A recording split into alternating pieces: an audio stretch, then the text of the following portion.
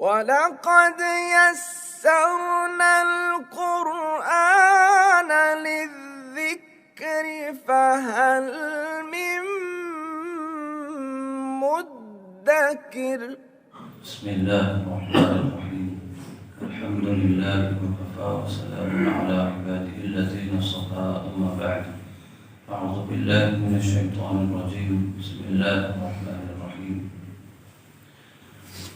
الحمد لله رب العالمين الرحمن الرحيم مالك يوم الدين إياك نعبد وإياك نستعين اهدنا الصراط المستقيم صراط الذين أنعمت عليهم غير المغضوب عليهم ولا الضالين آمين صدق الله العظيم کل آپ حضرات نے سورہ فاتحہ کی پہلے 3 آیتوں کا ترجمہ سنا تھا اور جس کا حاصل یہ نکلا کہ سب کچھ اللہ کی قدرت میں اللہ کی طاقت میں ہے اور دنیا میں جہاں بھی اور جس بھی چیز میں خوبصورتی ہے اور جس بھی چیز میں جو رونق ہے یہ سارا کا سارا کس کی قدرت سے کس کی طاقت سے ہے اللہ تبارک و تعالیٰ کی طرف سے کسی بھی چیز میں حسن و جمال جو ہوتا ہے وہ اصل میں کمال ہے اس چیز کا نہیں اس چیز کے اندر ڈالنے والے کا کمال ہے تو ہر حسن و جمال کس نے پیدا کیا اللہ تبارک و تعالیٰ نے تو سب کچھ کس کی وجہ سے ہے اللہ تبارک و تعالیٰ کی وجہ سے معلوم یہ ہوا کہ اللہ کے علاوہ کوئی اور ایسی ذات ہے ہی نہیں جو یہ سب کچھ کیا کر سکے وہ یہ ساری کائنات کو کیا کر سکے چلا سکے تو پھر ایاک نعبد و ایاک نستعین اللہ ہم آپ ہی کی عبادت کرتے ہیں اور آپ ہی سے مدد مانگتے ہیں ظاہر اللہ کے علاوہ کوئی اور ہے ہی نہیں اس قابل جس کی کیا کی جا سکے عبادت کی جا سکے اور کوئی دوسری ذات ہے ہی نہیں جس سے کیا مدد بھی مانگی جا سکے تو عبادت بھی صرف کس کی اللہ کی اور اسی طریقے سے مدد بھی جو مانگیں گے تو کس سے اللہ تبارک و تعالیٰ ہی سے مانگیں گے عبادت کئی طرح کی ہوتی ہے عبادت زبانی بھی ہوتی ہے یعنی زبان سے بھی اللہ کی عبادت ہوتی ہے عبادت بدنی بھی ہوتی ہے اسی طریقے سے عبادت جو ہے مالی بھی ہوتی ہے جس کو ہم التحیات للہ والصلوات والطیبات معلوم یہ ہوا کہ جتنی بھی قسم کی عبادتیں ہیں وہ صرف اور صرف کس کے لیے اللہ تبارک و تعالیٰ کے لیے اسی طرح عبادت کے کئی معنی آتے ہیں ایک معنی آتا ہے پوجا کرنا پرستش کرنا اسی طریقے سے ایک معنی آتا ہے اطاعت اور فرمانبرداری کرنا عبادت کے معنی اور عبادت کے ایک معنی آتا ہے بندگی اور غلامی کرنا تو ہم اللہ تبارک و تعالیٰ کے یعنی بندے بھی ہیں غلام بھی ہیں ہم اللہ تبارک و تعالیٰ کی اطاعت اور فرمانبرداری بھی کرتے ہیں اور اسی طریقے سے اللہ تبارک و تعالیٰ کی پرستش بھی کرتے ہیں عبادت بھی کرتے ہیں پوجا بھی کرتے ہیں جس لفظ میں تو بہرحال عبادت کے جتنے بھی معنی بنتے ہیں وہ سارے کے سارے یہاں کیا مراد ہیں اور عبادت کی جتنی بھی قسمیں بنتی ہیں وہ ساری کی ساری قسمیں کیا آ جائے گی کہ عبادت جن کے طریقوں سے جتنی بھی قسمیں بنتی ہیں وہ ساری کی ساری کس کے لیے اللہ تبارک و تعالیٰ کے لیے اور عبادت کے معنی میں جو مفہوم اس میں ہیں وہ سارے کے سارے کیا اس میں ہیں تو ہم اللہ کے بندے بھی یعنی اللہ کی بندگی اور غلامی بھی کرتے ہیں اللہ کی اطاعت اور فرمانبرداری بھی اور اللہ تبارک و تعالیٰ کی پرستش بھی کرتے ہیں اللہ تبارک و تعالیٰ کی پوجا بھی کرتے ہیں ایاک نعبد ہم تیری ہی عبادت کرتے ہیں اللہ ہم آپ ہی کی عبادت کرتے ہیں وَإِيَّاكَ نَسْتَعِينُ اور آپ ہی سے مدد مانگتے ہیں اس کو لفظ کو غور سے سمجھیے گا استعانت یعنی دوسرے سے مدد مانگنا دو طرح سے دو قسمیں اس کی استعانت کی 2 قسمیں ایک یہ ہے ما تحت الاسباب یعنی اسباب کے تحت کیا دوسرے سے مدد مانگنا یعنی کسی سامنے والے کو سبب سمجھ کر ذریعہ سمجھ کر کیا اس سے مدد لینا جس کو ہم کہتے ہیں ہیلپ لینا مثال کے طور پر ہمیں کوئی کام ہوتا ہے اور ہمیں لگتا ہے کہ فلاں آدمی ہمارا کیا کام کر دے گا تو کہتے ہیں جناب مجھے آپ کی مدد چاہیے مجھے آپ کی کیا ہیلپ چاہیے اب یاد ملا اس کا مطلب یہ نہیں ہے کہ اللہ معاف کرے کہ یہ جس طرح سے اللہ تبارک و تعالیٰ سے مدد مانگی جاتی تو ویسے نہیں ہے، سامنے والے کو سبب مانا گیا، کیا ہے ذریعہ مان کر کیا ہے مدد لی گئی۔ مثال کے طور پر ایک آدمی جو ہے کمزور ہوتا ہے، تو کمزور آدمی جو ہے وہ طاقتور سے کیا لیتا ہے مدد لیتا ہے۔ ایک آدمی معاشرے سماج میں امیر ہوتا ہے، دوسرے کے غریب، تو غریب آدمی امیر آدمی سے کیا لیتا ہے مدد لیتا ہے، لیکن یہ اسباب سبب سمجھ کر لیتا ہے، کیا ہے ذریعہ سمجھ کر لیتا ہے۔ تو ایک مدد ہوتی ہے ما تحت الاسباب، یعنی سامنے والے کو ذریعہ سمجھ کر کے مدد لینا، اس میں کوئی شک نہیں، یہ جائز ہے، اس میں اس کی یہ ناجائز اور حرام نہیں ہے۔ جیسے قرآن کے چھٹے پارے میں اسی مدد کے تحت اللہ فرما رہے ہیں تعاونوا علی البر والتقوی، کہ آپس میں ایک دوسرے کی مدد کرو نیکی اور پرہیزگاری کے پر، یعنی نیکی اور پرہیزگاری جو کام ہیں ان میں آپس میں ایک دوسرے کی مدد کرو۔ ولا تعاونوا علی الاثم والعدوان، اور گناہ اور ظلم و زیادتی کے کاموں پر ایک دوسرے کی مدد مت کرو۔ تو ما تحت الاسباب یعنی اسباب کے تحت کسی کو ذریعہ اور سبب سمجھ کر کے کسی سے مدد لینا یہ جائز ہے، اس میں حرج نہیں ہے۔ اور ایک دوسری مدد ہوتی ہے استعانت ہوتی ہے، استعانت میں دوسرے سے مدد چاہنا، وہ ہوتی ہے اسباب سے اوپر اٹھ کر، ما فوق الاسباب، یعنی اسباب سے پرے ہٹ کر، اسباب کو چھوڑ کر، جیسے ہم کس سے مدد مانگیں اللہ تبارک و تعالیٰ سے، اور یہ والی مدد صرف اور صرف کون کر سکتے ہیں اللہ تبارک و تعالیٰ کر سکتے ہیں، اللہ تبارک و تعالیٰ کے علاوہ کوئی بھی نہیں کر سکتا۔ تو یہ اللہ کے علاوہ کسی اور سے مانگی نہیں جا سکتی، اس لیے کہ اسباب سے ہٹ کر بغیر سبب کے کوئی چیز اگر کوئی کام کرنے والا ہے یا کوئی چیز ہوتی ہے وہ صرف اور صرف کون کر سکتا ہے اللہ تبارک و تعالیٰ کر سکتا ہے۔ جیسے مثال کے طور پر ایک آدمی بیمار ہو جائے، ایک آدمی کیا ہو جائے بیمار ہو جائے، تو پھر کہیں کہ ڈاکٹر صاحب میرا یہ ٹھیک کر دو، ڈاکٹر صاحب سے یہ کہا جائے ڈاکٹر صاحب مجھے تکلیف ہے، مجھے اس کی دوا دے دیجیے، مجھے اس کا دوا دیجیے اور میں اس کا کیا اس کا علاج کیجیے، تو یہ تو اسباب کے تحت ہوئی مدد، اس میں کوئی حرج نہیں ہے۔ لیکن آپ بھی سب کچھ کر دیجیے تو ایسا نہیں ہو سکتا۔ جیسے کھانا ہے، کھانا پیٹ بھرنے کا سبب ہے، ذریعہ ہے، لیکن پیٹ کھانا نہیں بھرتا، کھانا پیٹ کون بھرتا ہے اللہ تبارک و تعالیٰ۔ تو اسباب سے آگے بڑھ کر کس کی ذات ہے ما فوق الاسباب، جو مدد مانگی جا سکتی ہے وہ صرف اور صرف اللہ سے مانگی جا سکتی ہے، اور اللہ تبارک و تعالیٰ ہی ایسا کیا کر سکتے ہیں۔ لیکن جو لوگوں سے مدد مانگی جاتی ہے وہ اسباب کے تحت ذریعہ اور سبب سمجھ کر مانگی جاتی ہے، لہٰذا وہ جائز ہے، اور دوسری باری استعانت کسی سے بھی، دوسری باری مدد کسی سے مانگنے کی اجازت نہیں ہے۔ ایاک نعبد و ایاک نستعین، اہدنا الصراط المستقیم، اللہ ہمیں سیدھا راستہ بتا دیجیے۔ اب مقصد آ گیا، کیا ہے اب کیا ہے مقصد آ گیا۔ جب بات آئی تھی پہلے کہ جب کسی سے کوئی چیز مانگنی ہوتی ہے، کسی سے کوئی سوال کیا جاتا ہے تو پہلے اس کی تعریف کی جاتی ہے، اور اس کے بعد میں جو ہے اسے اپنا رشتہ بتایا جاتا ہے، اور اس کے بعد میں بتایا جاتا ہے اپنا مقصد، اپنا کیا ہے مقصد۔ تو پہلے اللہ کی تعریف آئی، پھر ایاک نعبد و ایاک نستعین میں انسان اور بندے کا کیا آ گیا رشتہ آ گیا، انسان اور بندے کا کیا، اللہ اور اس بندے کا کیا آ گیا رشتہ آ گیا۔ اب اس کے بعد میں کیا بات آ گئی مقصد آ گیا، اور مقصد کیا ہے اہدنا الصراط المستقیم، اہدنا الصراط المستقیم، اللہ ہمیں سیدھا راستہ بتا دیجیے، سیدھا راستہ دکھا دیجیے۔ سیدھا راستہ کون سا ہے؟ سیدھا راستہ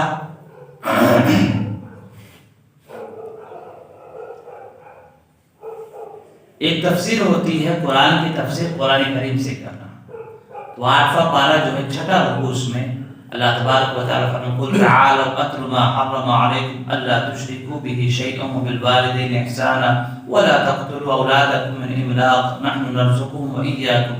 اس طرح سے آگے چل کر پھر آگے فرمائے وَأَنَّ هَذَا صِرَاطِي مُسْتَقِيمًا فَاتَّبِعُوهُ، کہ یہ میرا سیدھا راستہ ہے، فَاتَّبِعُوهُ، تم اس کا اتباع کرو، وَلَا تَتَّبِعُوا السُّبُلَ فَتَفَرَّقَ بِكُمْ عَنْ سَبِيلِهِ، اور دیکھو بہت سے راستوں کا اتباع مت کرنا ورنہ راستے سے کیا ہو جاؤ گے بھٹک جاؤ گے، ورنہ راستے سے کیا ہو جاؤ گے؟ بھٹک جاؤ گے۔ تو قرآن کریم نے خود ہی بتا دیا کہ صراط مستقیم کون سا راستہ ہے، یعنی یہ ہے، ان چیزوں سے بچتے ہوئے چلنا ہے، ان چیزوں سے کیا ہے؟ بچنا ہے، اور ان چیزوں کو کیا ہے؟ کرنا ہے۔ بس شرک نہیں کرنا ہے، ماں باپ کے ساتھ کیا ہے؟ اللہ کی ذات اور صفات میں کسی دوسرے کو شریک ٹھہرانا نہیں ہے۔ ماں باپ کے ساتھ کیا کرنا ہے؟ اچھا سلوک کرنا ہے۔ اپنے اولاد کو محتاجی کی وجہ سے قتل نہیں کرنا ہے، بے حیائی اور غلط کاموں کے قریب بھی نہیں جانا، وغیرہ وغیرہ۔ اس طرح سے اللہ تبارک و تعالیٰ نے بہت سارے اصول اور بہت ساری چیزیں بیان فرمائی۔ وہ ان سب کو کہنے کے بعد میں اللہ تبارک و تعالیٰ کہہ رہے ہیں یہ میرا سیدھا راستہ ہے، تم اس کا کیا کرو؟ اتباع کرو۔ تو اہدنا الصراط المستقیم، اللہ ہمیں سیدھا راستہ بتا دیجئے۔ صراط الذین انعمت علیہم، ان لوگوں کا راستہ جن پر تو نے انعام کیا ہے، جن پر تو نے انعام کیا ہے۔ اب وہ کون سے لوگ ہیں جن پر اللہ تبارک و تعالیٰ کا کیا ہوا؟ انعام ہوا ہے؟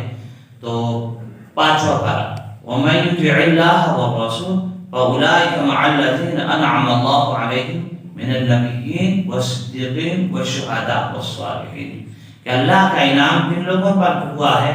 انبیاء کرام علیہ السلام پر، صدیقین پر، شہداء پر اور صالحین پر۔ شہداء پر اور صالحین پر۔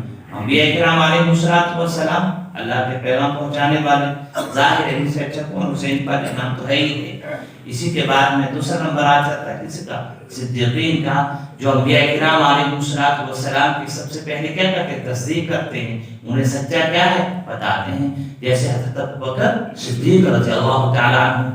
پھر آگے شہداء، جنہوں نے اللہ کے لیے اپنی جانوں کو کیا کر دیا؟ قربان کر دیا۔ اور چوتھے نمبر پر آگے صالحین، نیک لوگ، کیا ہے؟ نیک لوگ، اللہ کے کیا پیارے پسندیدہ لوگ۔ تو یہ وہ لوگ ہیں جن پر اللہ تبارک و تعالیٰ کی طرف سے کیا ہوا؟ انعام ہوا۔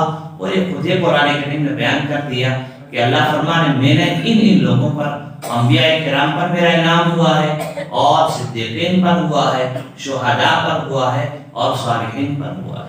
صراط الذین انعمت علیہم، تو اللہ مجھے ان لوگوں کا راستہ بتا دے جن پر تیرا کیا ہوا ہے؟ انعام ہوا ہے۔ غیر المغضوب علیہم ولا الضالین، نہ کہ ان لوگوں کا راستہ جن پر تیرا غضب نازل، غصہ نازل ہوا، ولا الضالین، اور نہ ہی کیا ہے؟ گمراہ لوگوں کا راستہ۔ گمراہی کے دو طریقے ہوتے ہیں، گمراہی کے راستے سے بٹنے کے دو طریقے ہوتے ہیں، دو وجہ ہوا کرتی ہیں۔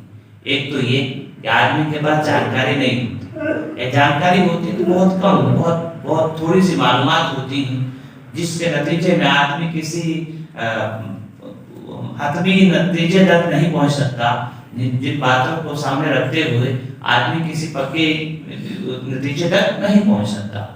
اور دوسری وجہ یہ ہوتی ہے گمراہ ہونے کی کہ آدمی سب کچھ جانتا ہے، آدمی کیا سب کچھ جانتا ہے، لیکن ضد کی وجہ سے، اناد کی وجہ سے، دشمنی کی وجہ سے اور ہٹ درمی کی وجہ سے کسی چیز کے ماننے کو تیار نہیں ہوتا۔ جانتا سب کچھ ہے لیکن ماننے کو تیار نہیں ہوتا۔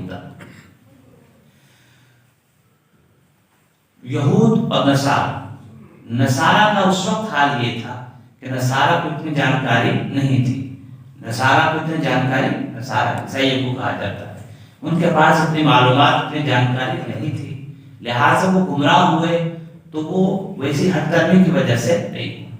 لیکن اگر دوسری طرف دوسری قوم کو لے لیں، یہود کو لے لیں، تو یہود بہت جانکار قوم تھی اور بہت معلومات ان کے پاس تھی، بلکہ مرد ہی نہیں، ان کی عورتیں بھی عالمہ تھی اور بہت اچھی اور پکی جانکاری ان کے پاس کیا ہے؟ موجود تھی۔ اب دیکھیں قرآن کہہ رہا ہے الذین آتیناہم الکتاب یعرفونہ کما یعرفون ابناءہم، وہ لوگ جن کو ہم نے کتاب دی، یعنی یہود، یعرفونہ، یہ اس پیغمبر کو یعنی حضرت محمد مصطفیٰ صلی اللہ علیہ وسلم کو ایسے ہی پہچانتے ہیں کما یعرفون ابناءہم، جیسے کہ اپنے بیٹے کو کیا کرتے ہیں؟ پہچانتے ہیں۔ یعنی انہیں پورا معلوم تھا کہ قرآن اللہ کی کتاب ہے اور حضرت محمد مصطفیٰ صلی اللہ علیہ وسلم اللہ تبارک و تعالیٰ کے آخر کیا ہیں؟ نبی ہیں، لیکن محض ضد کی وجہ سے، ہٹ درمی کی وجہ سے ان لوگوں نے مانا نہیں۔ تو یہ گمراہ ہوئے، لیکن گمراہ کس کی وجہ سے ہوئے ہیں؟ ہٹ درمی کی وجہ سے، معلومات نہیں ہونے کی وجہ سے نہیں، معلومات ہونے کے باوجود ہٹ درمی کی وجہ سے، ضد کی وجہ سے، عناد کی وجہ سے کیا ہے، ان لوگوں نے ماننے سے کیا کر دیا ہے، انکار کر دیا۔ تو اللہ کہہ رہے ہیں ان کو ساری جانکاری ہے، ان کو ساری کے ساری معلومات ہیں، لیکن صرف محض ضد کی وجہ سے، عناد کی وجہ سے ماننے کو تیار نہیں ہیں۔ حضرت عبداللہ بن سلام رضی اللہ تعالیٰ عنہ، ان کی پھوپھی بہت بڑی عالمہ تھی، یہودی تھے پہلے، بہت بڑی عالمہ تھی، اور انہوں نے ان کو بتایا کہ دیکھو مکہ کی طرف سے واقعی پیغمبر آئیں گے، اور ان کے جو ساتھی ہوں گے وہ سفید کپڑے پہنے ہوئے ہوں گے، جب مدینہ میں آئیں گے تو وہ آخری نبی ہوں گے، اور اس طرح سے سب چیزیں کیا سمجھائی تھی۔ خیر ایک مرتبہ کیا ہوا کہ یہ کیا ہے، کھوشے توڑ رہے تھے، بزرگ بھی کھوشے توڑ رہے تھے، اور پھوپھی بھی نیچے کیا بیٹھی ہوئی تھی۔ انہوں نے کہا کہ پھوپھی دیکھو فلاں طرف سے، مکہ کی طرف سے جو ہے لوگ آ رہے ہیں، انہوں نے سفید کپڑے کیا ہے پہنے ہوئے ہیں، تو لگتا ہے یہ وہی ہیں، یہ وہی آخری نبی اور ان کے ساتھی ہیں جن کے بارے میں آپ مجھے کیا بتایا کرتی تھی۔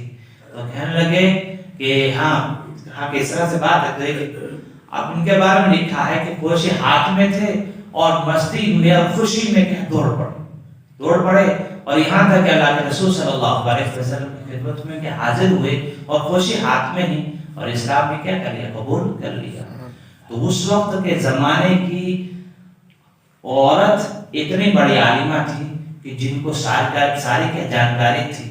تو مردوں کے پاس علم زیادہ ہوتا ہے، جانکاری زیادہ ہوتی ہے، لیکن ان کی عورتوں کا بھی حال یہ تھا کہ ان کے پاس بھی اتنی پکی اور اتنی زبردست معلومات تھی اور اتنی بڑی عالمہ تھی وہ۔ تو حضرت عبداللہ بن سلام رضی اللہ تعالیٰ عنہ نے کہہ کر اسلام قبول کر لیا۔ بہرحال گمراہی کے دو طریقے ہوتے، دو وجہ ہوا کرتی ہیں، ایک آدمی جانتا ہی کچھ نہیں ہے، اور دوسرا جانتا سب کچھ ہے لیکن مانتا نہیں ہے۔ تو یہ جانتے سب کچھ تھے لیکن مانا نہیں، ہر دمی کی وجہ سے، اور دوسرے لوگ نے جانکاری ہی نہیں رکھتے تھے، اس کی وجہ سے کیا ہو گئے، گمراہ ہو گئے۔ تو لیکن اللہ تبارک و تعالیٰ سے درخواست یہ ہو رہی ہے، غیر المغضوب علیہم ولا الضالین، اللہ جن پر تیرا غصہ ہوا ہے ان لوگوں کا راستہ بھی ہمیں نہیں چاہیے، اور جو لوگ راستے سے بھٹکے ہوئے ہیں، جن کے پاس معلومات ہی نہیں تھی یا جو جانکاری ہی نہیں رکھتے تھے اور وہ گمراہ ہو کے راستے سے بھٹک گئے، یا اللہ ان کا راستہ بھی چاہیے نہیں، بلکہ ہمیں تو صراط مستقیم بھی چاہیے۔ اور کون سا صراط مستقیم؟ جن پر تیرا کیا، جن پر چلنے کی وجہ سے تو نے جن لوگوں پر کیا کیا ہے، انعام کیا ہے، ان لوگوں کا راستہ بتا دے، یہ انبیاء کرام کا، صدیقین کا، شہداء کا اور صالحین کا۔ تو ایاک نعبد و ایاک نستعین، اللہ ہم آپ ہی کی عبادت کرتے ہیں اور آپ ہی سے مدد مانگتے ہیں۔ اہدنا الصراط المستقیم، اللہ ہمیں سیدھا راستہ بتا دیجیے، صراط المستقیم بتا دیجیے۔ صراط الذین انعمت علیہم، یا اللہ ان کا راستہ، ان لوگوں کا راستہ بتا دے، الذین انعمت علیہم جن پر تو نے انعام کیا، غیر المغضوب علیہم ان کا نہیں جن پر تیرا غصہ نازل ہوا، ولا الضالین اور نہ ہی ان لوگوں کا جو راستے سے کیا ہو گئے، بھٹک گئے۔ تو یہ سورہ فاتحہ کا ترجمہ آخر میں لفظ آتا ہے آمین، یعنی اس کا مطلب ہوتا ہے اللہ میری اس دعا کو کیا کر، قبول کر، اللہ میری اس دعا کو کیا کر، قبول کر۔ آدمی دعا کس سے کرتا ہے؟ جس سے امید ہو کہ بھئی یہ سامنے والا میری دعا کو کیا کرے گا، قبول کرے گا۔ اور مانگتا کیا ہے؟ جو اس کا مقصد ہوتا ہے اور جو چیز اسے چاہیے ہوتی ہے وہ چیز مانگتا ہے، اور کس سے مانگتا ہے کہ جس سے کیا ہے، مل سکتی ہے۔ تو ظاہر ہے بندہ اپنا مقصد، اپنا مطلوب کس کے سامنے رکھتا ہے؟ اللہ کے سامنے، اس لیے کہ اللہ کے علاوہ کوئی اور دینے والا بھی نہیں ہے۔